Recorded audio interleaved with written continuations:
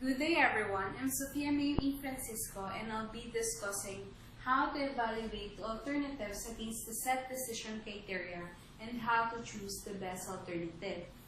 Given this, on successful completion of my lecture, listeners should be able to analyze and evaluate alternatives and to conclude and be able to come up with the most appropriate course of action.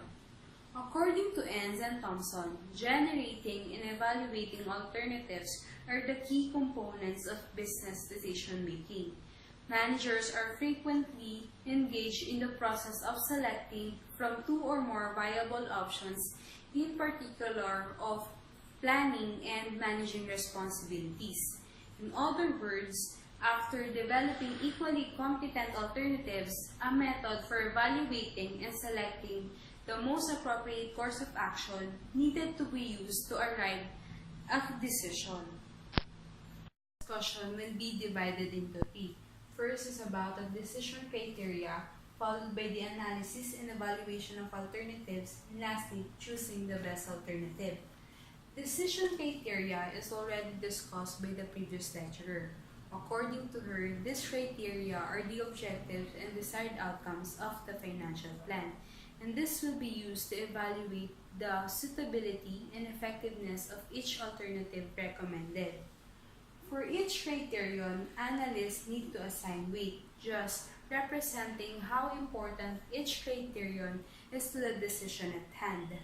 Just make sure that you give different weights for each of your criteria, and certainly with the most important criterion being given the greatest weight. Also, analysts must keep in mind that in order to establish fair process that reflects stated outcomes and financial plan goals, it is important to determine the criteria prior to developing potential alternatives. So to illustrate the decision criteria, here's the decision criteria from the 5-year financial plan of the New Pingping Lechon and Restaurant. Their problem is they underutilize assets in generating profit.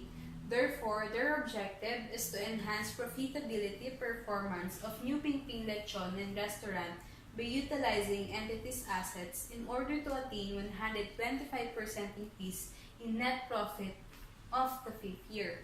So, their criteria consists of increase in sales given a weight of 0.5, increase in profitability with 0.35, and of course, the higher market share with 0.15, a total of 1. Once the analysts identify the alternatives still considered, the next step is to analyze thoroughly and evaluate those alternatives. Since the previous lecturer already analyzed thoroughly the alternatives, let's now proceed to the evaluation of alternatives.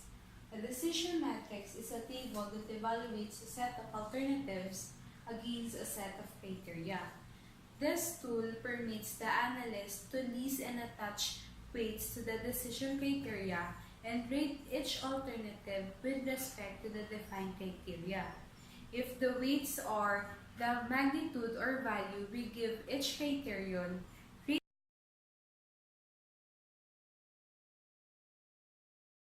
each alternative must be rated based on each criteria, and its suitability must rank in some way as well, such as met or not met, or in relation with the other alternatives such as better than or highest. Analysts may apply also rating scale ranging from 1 being the lowest and 5 being the highest. However, it still depends on the analyst. Subject basis. In addition, another method that can be used is listing the advantages and disadvantages and then discussing the short-term and long-term implication of choosing each alternative. In presenting this section, you can simply set up a table like this with key decision criteria in columns and alternative courses of action in rows. So for the example of the decision matrix, here is the evaluation or the ratings of each alternative courses of action on each criteria. with 1 being the lowest and 5 being the highest. Last is choosing the best alternative. In choosing the best alternative, multiply the rate with the weight given in each criterion, and then get the sum of all the products for each alternative course of action. The alternative course of action who got the highest score has the chance of being the chosen alternative.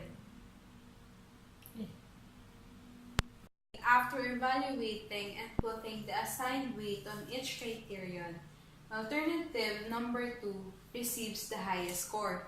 This implies that among the 3 alternatives, branching out has the greatest potential to solve the entity's problem. While this suitable solution may solve the problem, it may not work if resources aren't available, if people won't accept it, and if it creates new problems. In a nutshell, in the process of evaluating the alternatives and choosing the most appropriate one, the use of decision criteria and decision matrix must be observed. Analysts must evaluate without prejudice, since the growth of the company may depend on the recommended action.